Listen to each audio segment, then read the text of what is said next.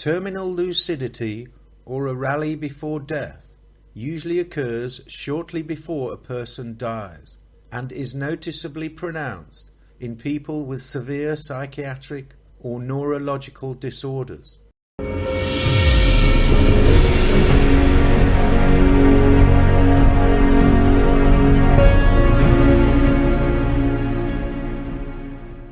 Although only seen in a minority of patients, those with conditions such as advanced Alzheimer's, schizophrenia, Parkinson's disease, and tumours have been seen regaining mental clarity and memory for a short time before they die. Most of those who witness this event are confused as to what is taking place. The orthodox position within the mainstream medical profession assumes that human consciousness is the result of the physical construct of matter within the fabric of the brain, and without such matter, consciousness cannot exist. However, from a metaphysical perspective, the functioning arrangement of matter within the brain only acts as a receptive interface for consciousness to experience this physical reality. The case of Anna Katharina Ehmer. In 1922, Anna Katharina Ehmer was a 26-year-old woman who lived in an institute for mental disorders in Hapata, a small town 50 kilometers southwest of Kassel, Germany. She was one of the patients with the most severe mental disabilities and had not uttered a single word during her whole lifetime.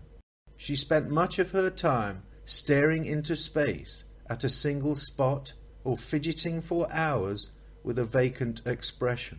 However, before she died, she was seen by many staff members singing songs for at least half an hour before she passed away.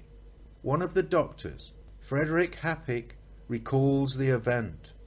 One day I was called by one of our physicians, who is respected both as a scientist and a psychiatrist. He said, "Come immediately to Kathy. She is dying."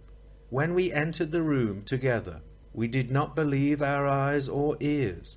Kathy, who had never spoken a single word, being entirely mentally disabled from birth on, sang dying songs to herself.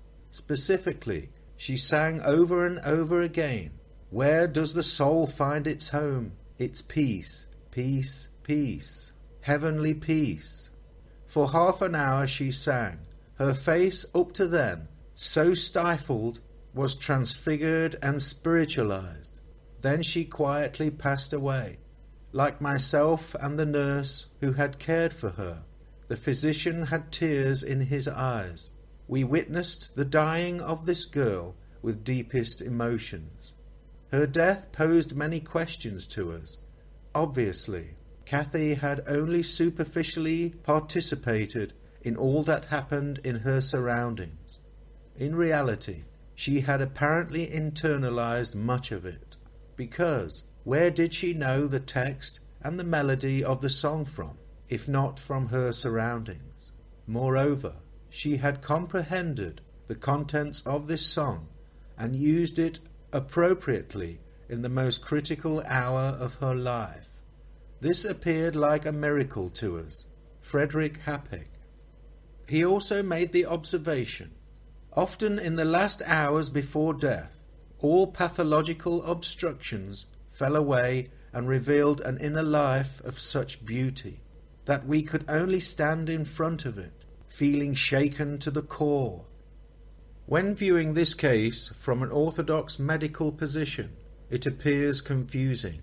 How is it possible for a dysfunctional brain to suddenly behave with purpose, perspective and clarity, as though a racing car whose engine had previously blown a head gasket suddenly fires up on all cylinders to complete and win the race? But viewing it from the metaphysical position, it is easy to appreciate the subtle interaction between physical soul consciousness and external spirit consciousness, where, during the changeover from life to death, A subtle blending of these two positions of consciousness can occur. Furthermore, when we consider that the eternal spirit consciousness exists without the flawed constraints placed upon it by the physical realm and the limited physical body, its unrestrained potential is far beyond our conceptual comprehension.